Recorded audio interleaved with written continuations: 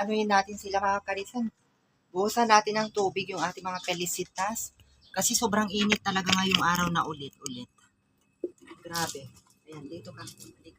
Si Pelisa ang una natin palikuan. So, ganyan na ginagawa ko mga kalisan, oh. Kasi pag hindi natin buhusan ng tubig, talagang mainitan sila. Halika na.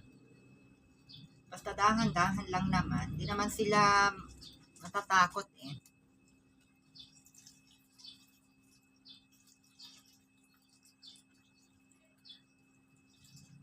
Ayan. O, halika na ano. Halika na Kiara. Halika Kiara, dali.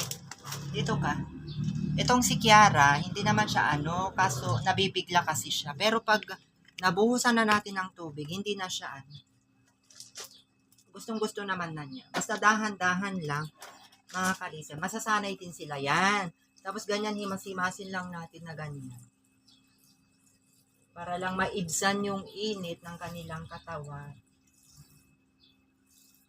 Ayan, o, tama na. Kay Samba naman yan.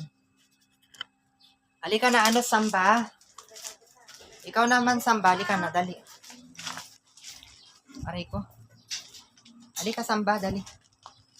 Dito ka.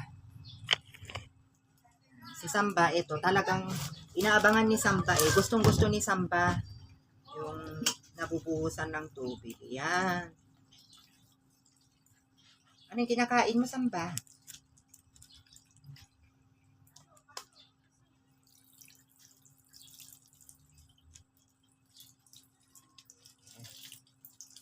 Ano yung kinain mo? Ha? Anong kinakain mo?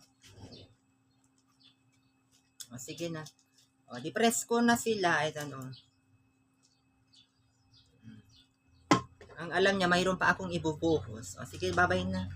Ayan lamang mga kalisen.